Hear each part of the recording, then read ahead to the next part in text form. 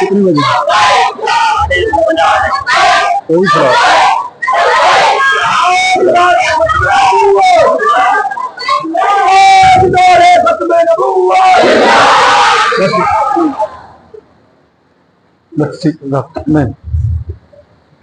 बिस्मिल्लाहिर्रहमानिर्रहीम।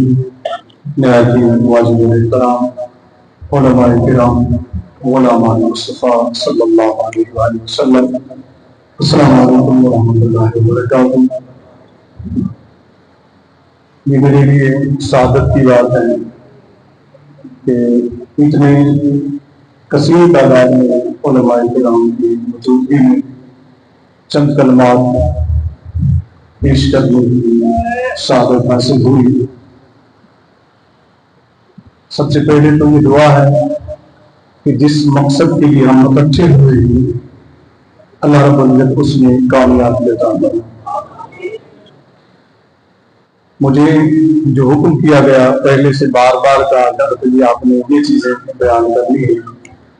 एक तो मुझे ये कहा है कि ये बताएं नौजवान नस्ल को यहूदी हैं कौन। ठीक है ना, यहूदी है कौन। नंबर 2 ये बताएं कि ये फलस्तीन किबला अवल ये क्या है। नंबर 3 फलस्तीन वालों से हमारा रिश्ता क्या है, उनसे हमारा रिश्ता क्या है, हमारा ताल्लुक क्या है। खिताबात उलमाए किराम ने फरमाए, अल्लाह रब्बुल इज्जत जुमला उलमाए किराम का साया तादीर हमारे सर पर सलामत रखे। मुख्तसर चंद बातें ज़हन में रखने, खासकर हमारी नौजवान नस्ल को आज के दौर में बड़ी सख्त जरूरत है कि हम इन्हें बुनियादी चीजें समझाएं, इन्हें बुनियादी चीजें बताएं। आज का हमारा नौजवान मुल्हिद बनता चला जा रहा है, लिबरलिज्म की तरफ जा रहा है, इस्लाम से दूरी इख्तियार करता चला जा रहा है। क्यों? वजह क्या है? वजह यह है कि जब उसका किसी से वास्ता पड़ता है, वो किसी से सवाल करता है, उसके चूंकि आज का जो दौर है ना बहुत आगे निकल गया है, हम अभी बहुत पीछे खड़े हुए हैं, हम पीछे बैठकर सोचते हैं, लेकिन दौर बहुत आगे निकल गया है। उसकी वजह यह है कि आजकल टेक्नोलॉजी का दौर है, इंटरनेट सोशल मीडिया हर एक के पास मौजूद है, उसके ऊपर सब कुछ पड़ा हुआ है।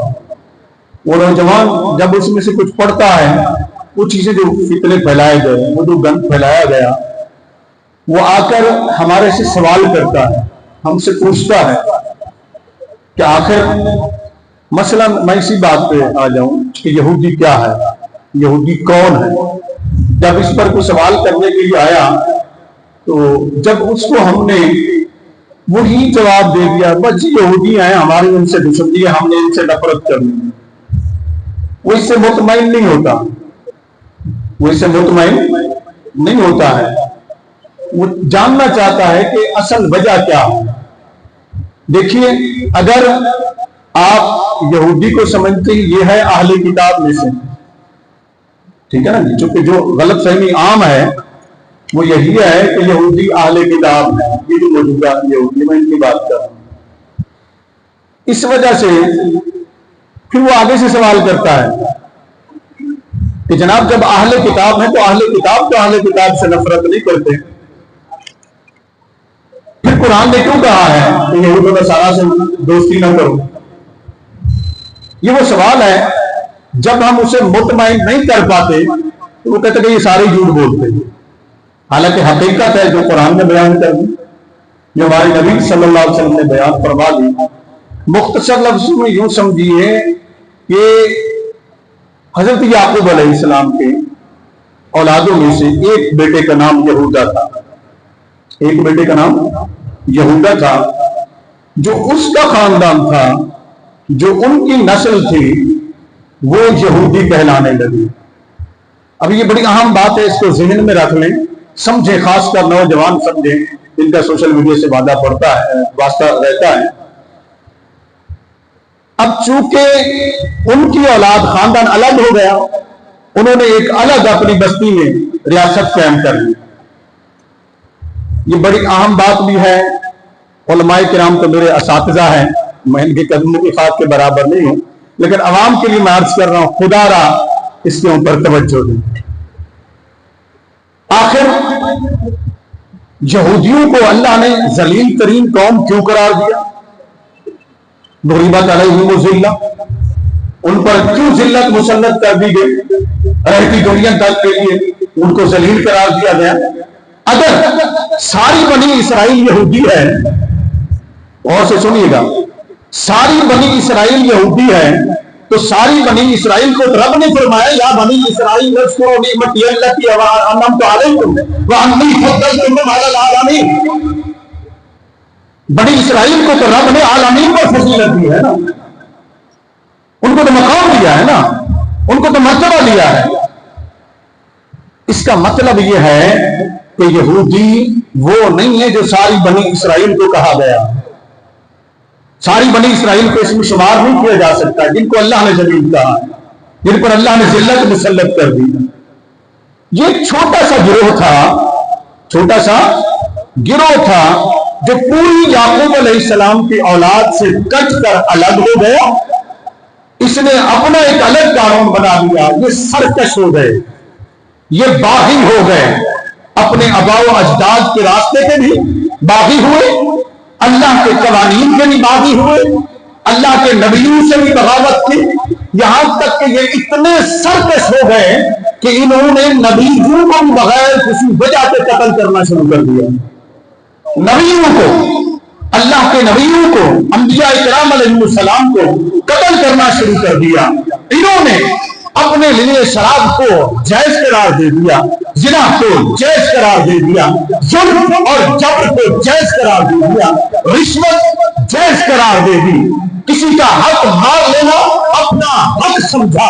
جب یہ سب کچھ سمجھا تو رب نے فرمایا یہ وہ قوم ہے جس سے پر میں نے قیامت تک کے لیے ذلت مسلط کر دیا. اب غور سے سنو میری بات کو، صرف یہودی سے نفرت نہیں.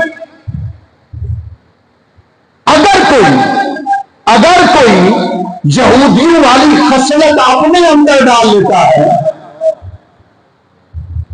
یہودیوں والی خصلت اپنے اندر ڈال لیتا ہے، کیا ناجائز قتل کرنا، رشوت لینا، شراب پینا، زنا کرنا، بد اخلاقی کرنا، کسی کی تعطیل و تذلیل کرنا، کسی کو کچھ بھی نہ سمجھنا، کسی کو ناحق قتل، عام انسان کو دور کی بات ہے، داعی اللہ کو قتل کر دینا.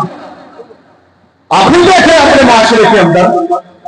پھر رب نے فرمایا کہ جب تم یہ کردار کرو گے، جب تم اس راستے پر چلو گے، ذلت ان پر مسلط کر دی تو ذلت تم پر بھی مسلط کر دی. جن اعمال کی وجہ سے وہ رسوا ہوئے تھے، ان اعمال کی وجہ سے تمہیں بھی رسوا ہونا پڑے گا. آج یہودی کتنا ہے بتا سکتا ہے؟ تو مجھے کوئی بتا سکتا ہے کہ یہودی ہیں کتنا پوری دنیا کے اندر؟ جی 90 لاکھ.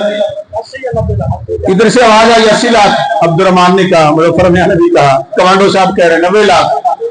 دیکھیے اسرائیل کی جو کل آبادی ہے، کیونکہ میں اس پر تقریباً 4-5 سال سے اس پر مسلسل لکھ رہا ہوں تاکہ میری نوجوان نسل کو آگاہی بھی حاصل ہو. اس کی کل آبادی جو اسرائیل کی ہے وہ ہے 80 لاکھ کل آبادی. اور اس کل آبادی میں سارے یہودی نہیں ہیں، یہ بھی ذہن میں رکھ لیں. سارے یہودی نہیں ہیں، اس میں مسلمان بھی ہیں، اس میں عیسائی بھی ہیں، اس میں دیگر اقوام بھی ہیں. اگر ان کو نکال لیں ٹوٹل یہودی بنتا ہے اسرائیل کے اندر 45 سے 50 لاکھ. میں 50 لاکھ کا فگر زیادہ دے رہا ہوں تاکہ ہمیں اندازہ ہونا. یہ 50 لاکھ ہے اور پوری دنیا پر یہودی حکومت کرتا ہے. کیا پوری دنیا؟ میری بات کا جواب بھی دیتے جائیے گا اور ٹھنڈے دل کے سے سنیے گا بھی صحیح، اور جاتے جاتے سوچیے گا بھی صحیح، جاتے جاتے سوچیے گا بھی صحیح. پوری دنیا پر حکومت کرتا ہے. کس وجہ سے؟ اپنی چالاکی کی وجہ سے، اپنی مکاری کی وجہ سے، اپنی عیاشی کی وجہ سے، اپنے جھوٹ کی وجہ سے، ہر قسم کی آزادی کی وجہ سے، جس طرح کسی سے مکاری کر کے کسی کو لوٹ سکتے ہو، اس لوٹنے کی وجہ سے کسی طرح اپنے شکنجے میں کسی کو پھنسا سکتے ہو تو پھنساؤ، چاہے تمہیں جو بھی داؤ لگانا پڑے لگا دو، کسی کو لوٹنا ہے لوٹ لو، کسی کو پھنسانا ہے پھنسا لو، اس کے لیے جو بھیس تمہیں بدلنا پڑے، اس کے لیے بھیس تمہیں جو بھی بدلنا پڑے، چاہے صوفی کا بھیس بدل لو، چاہے درویش کا بھیس بدل لو، چاہے پادری کا بھیس بدل لو، چاہے دوست کا بھیس بدل لو، چاہے کسی کا بھیس بدل لو، جس انداز میں تمہیں جانا پڑے، یا پھر ٹرمپ کا بھیس بدل لو، ٹرمپ کی صورت اختیار کر لو، جدید جس طرح کی تم سے بن پڑتی بناؤ، اور بنانے کے بعد لوگوں کو پھنساؤ۔ آج مجھے بتائیں سعودی سسٹم کس کا ہے؟ بتاتے جائیں، ساتھ ساتھ بولتے جائیے۔ سعودی سسٹم اونچی بول رہے ہیں، یہودیوں کا، اسلام کا نہیں۔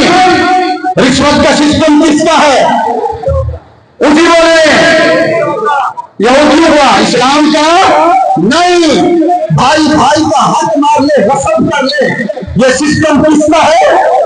ابھی میں سمجھا چکا ہوں آپ کو، یہ خلاصہ دے رہا ہوں۔ یہ سسٹم کس کا ہے؟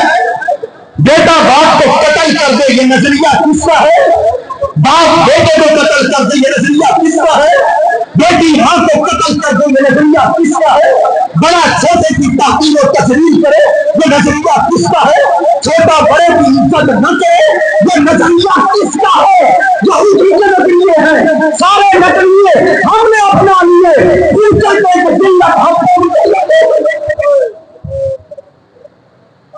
جو کیسے ہوئی یہودی کو، جس کے بارے میں تیرے اور میرے نبی نے فرما دیا تھا، رب نے تو فرما دیا نا کہ ان پر ذلت مسلط کر دی گئی، اور تیرے اور میرے نبی صلی اللہ علیہ وسلم انہوں نے فرمایا تھا کہ یہودی اتنا بزدل ترین قوم ہے، اسے عرب سے نکال دیا، حکم دے دیا، وہ الگ لمبی بحث ہو جائے گی، لیکن آقا علیہ السلام نے ان کی بزدل کی مثال دی، فرمایا تھوڑا سا بھی ان پر جب حملہ کرے گا نا، ایمان والا جب اٹھے گا تو یہ پتھروں کے نیچے چھپے پڑے ہوں گے۔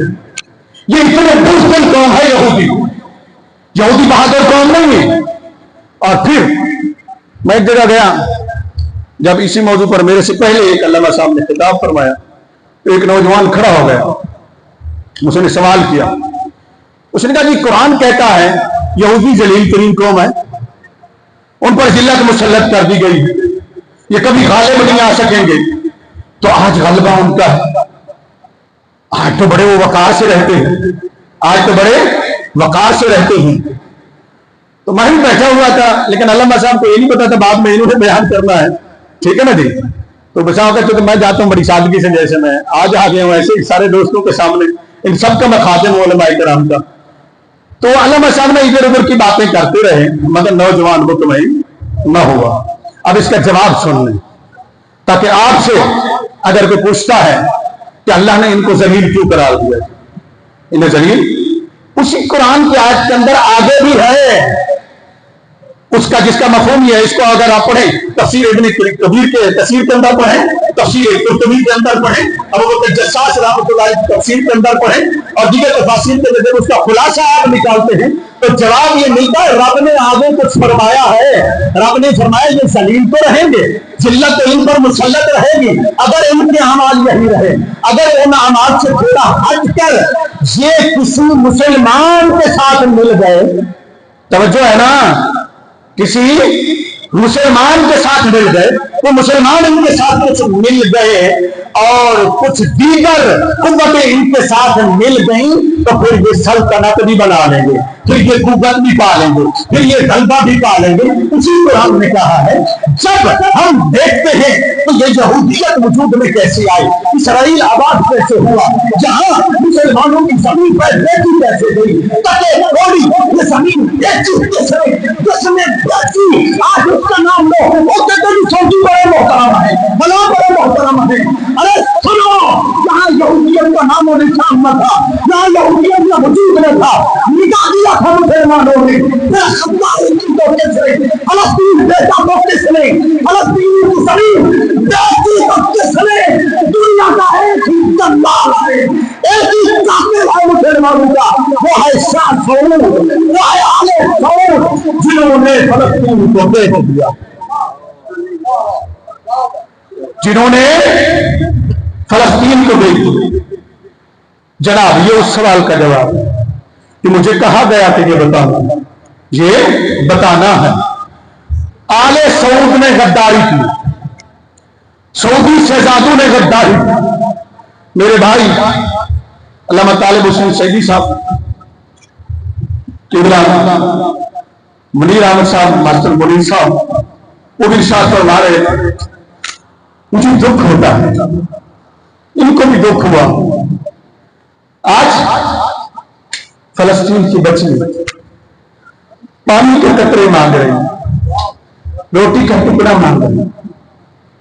किबला, मैंने एक वीडियो देखी, चूंकि फलस्तीन में भी बराह रास्त मेरा राब्ता है दोस्तों से, अरब दुनिया में चूंकि मैं पढ़ता रहा और मेरे ताल्लुकात में मेरे शिगिर्द भी हैं, वहां से वीडियो डेली की बुनियाद पर मेरे पास आती है व्हाट्सएप के ऊपर। आप लोग सोशल मीडिया के जरिए देखते होंगे, लेकिन वो